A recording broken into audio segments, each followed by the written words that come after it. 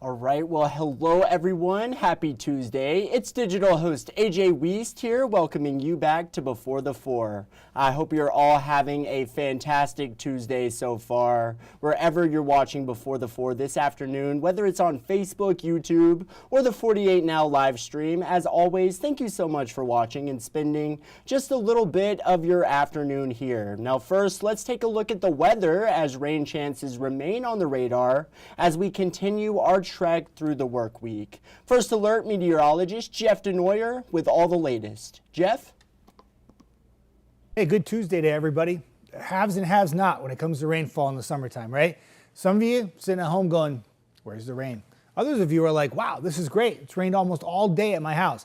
And it's exactly how the day has played out. Areas mainly east of I-65 have had a soaking rain in parts of DeKalb County, Marshall County, areas south into Coleman County, and that's where most of the rain is falling right now, and will continue to take this track throughout the evening hours. Now, I do think that some of the pockets of heavier rain that are in Coleman and lifting up towards Hartsville will lift north, and I do think eventually Huntsville, Decatur, and parts of Athens will probably get into some heavy rain. One area that's going to probably be left out the most will be northwest Alabama. It's going to be really hard to tug this rainfall that far west. Now, where we've had rain all day, it is 76 degrees in Fort Payne. It's like free air conditioning. 77 in Coleman.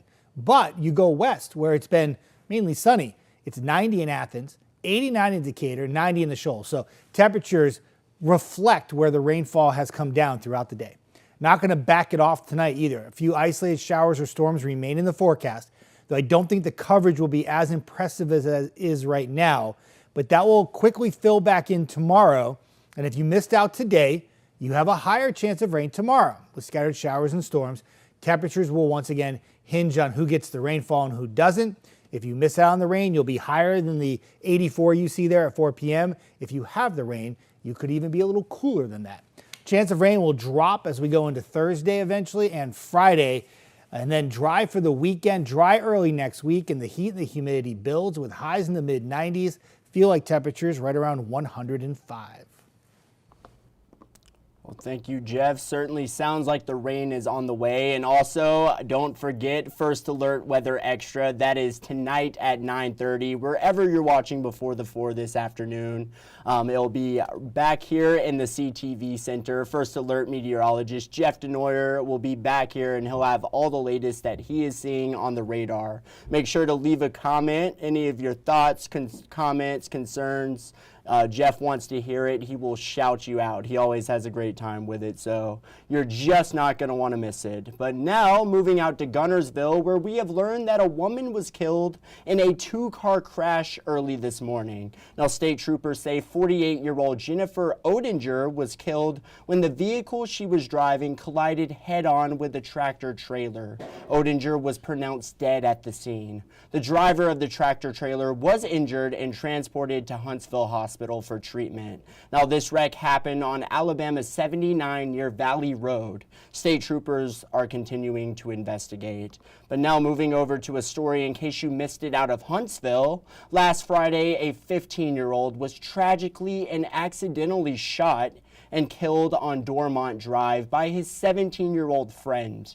48's Nick Ballinger spoke with the family of the 15-year-old victim. They say though they are painfully hurt by the incident, they've forgiven the 17-year-old charged for his death. Nick Ballinger reports.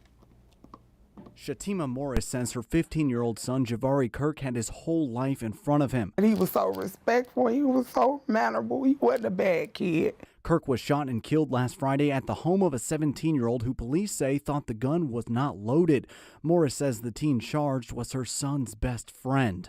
I'm hurt. I'm mad. I'm angry. Hey, I'm angry at the devil because these was kids. It was a fatal accident. Morris and her son just moved to Huntsville from Tennessee. She says the night of the accident, Kirk left her a voicemail saying he wanted to play football at Jemison High School. He was a baby. He was my baby. She says when police arrived at the home, they found the teen in shock, holding her son. Morris didn't know her son and his friend had access to a gun. One bad kids. They wasn't. They just, like all boys. curious. The 17-year-old is now charged with manslaughter. Morris has already forgiven who she considered a second son to her. It wasn't one life and one family, it's two. The devil seen a chance and he took it. And he had him a 2-1. And my heart going out to him, and I'm keeping him up in prayer, and I want him to pray for himself too. Yes, he would never do anything to hurt him, and Joy would never do anything to hurt him. Kirk's mother, sisters, and nephew will now spend Tuesday, what would have been his 16th birthday, remembering the boy they loved so much. It was always just smiles. Like, he was the life of every single party. Like, just like, if you needed a laugh, be around Jabari. Love Uncle Vari? Yeah. You miss him? Yes, I miss him. Such a devastating situation there. And now following up on a go-kart incident in Meridianville that left a 12-year-old dead over the weekend. 48's Callie Neese spoke with go-kart experts about this tragic incident. Callie Neese with more. Officials from the Madison County school system say that counselors were available for students and staff in the wake of this weekend's wreck. Officials from the Alabama Law Enforcement Agency say on Saturday, a 12-year-old boy struck a culvert along Stewart Road and was thrown from the go-kart. Aaliyah officials also say the child was not wearing a helmet at the time of the wreck. James Stroud is one of the owners of All Pro Power Sports, and he told me that sometimes these go-karts can be very dangerous. They're very good, but they can be dangerous depending on the construction. So some of them don't have roll cages, some of them don't have seat belts, some of them do.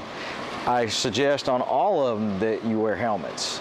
Everything helps because they all run typically between 20 and 30 miles an hour. Stroud recommends that go-kart riders use motorcycle helmets because they are rated for higher impact and have more padding in them and are made for higher speeds. Adding that in a time of need, his clients have told him those safety features allowed their kids to walk away from these wrecks safely. Oh, they hit a obstacle and it rolled the cart a couple times, and it did break off like a fender, but the kids were okay. They had the 5-point harness seat belts on, they had helmets on, and the roll cage kept them from getting hit while it was rolling over.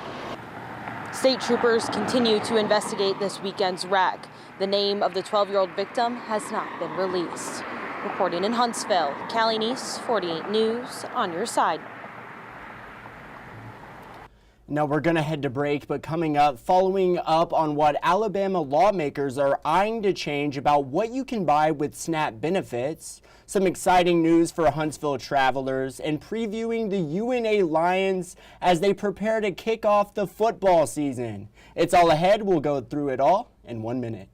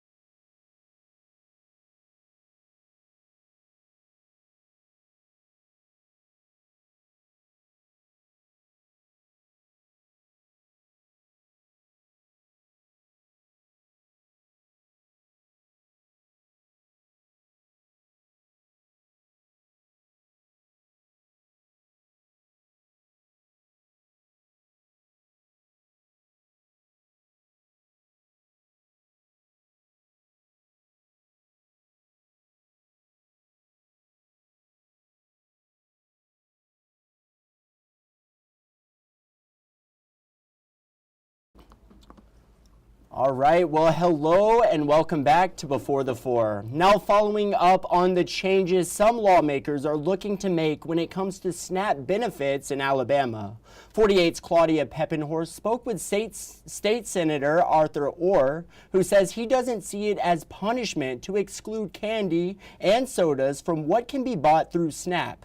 Take a listen. The Trump administration has made some big changes to SNAP as of late. Now, Alabama lawmakers are looking to take that one step further. The Trump administration is offering waivers to states that would allow them to exclude soda and candy from the list of SNAP-eligible items, something State Senator Arthur Orr says Alabama needs to get on board with. I do have a bill that would require Alabama to seek a waiver to exclude these items from our state SNAP program. Orr says the rationale behind it is simple. Are these really healthy items for individuals to be consuming at the expense of the taxpayer? He already has several other state lawmakers backing him on the legislation, but the potential change has not come without some backlash. And some people say, oh, you're punishing the poor. Don't see it as a punishment. You have to stay focused on who's paying for it, and the taxpayers are paying for it.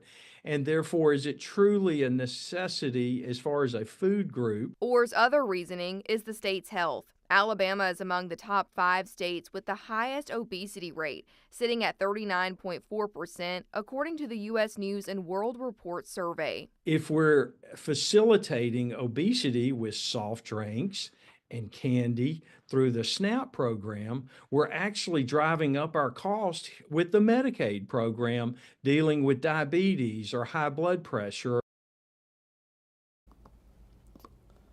But now some exciting news for travelers here in the Rocket City. Huntsville International Airport officials today announced the addition of a new airline and 3 new nonstop routes to Florida. Now, Allegiant Air, known for its nonstop flights and industry-low fares, will now operate routes between Huntsville and Fort Lauderdale, St. Petersburg, and Sanford, Florida, right outside of Orlando. You can find when these flight routes are set to begin operation right now on our website. Just go to WAFF.com. But now football season is right around the corner, and UNA is gearing up to take on Western Kentucky for their first game on August 30th. 48's Carl Prather previews what to expect this season out of the Lions. A steamy fall practice in the Shoals this morning for the UNA Lions, who are just weeks away from kicking off the season. It's an exciting time of year. I mean, we don't get to smell the fresh cut grass out here on the turf, but it's football season, and get to hear some pads popping, getting to see guys grow. Coach Dearman and his staff were busy in the offseason, recruiting some new Lions to join the Pride. Bigger up front on both sides of the ball, O-line and D-line. I think we've got a great opportunity to have some explosive playmaking ability with our skill guys. I think our DBs can cover. All those things, we got 3 guys battling out for the kicking spot. So I think all around we've just had a really good camp.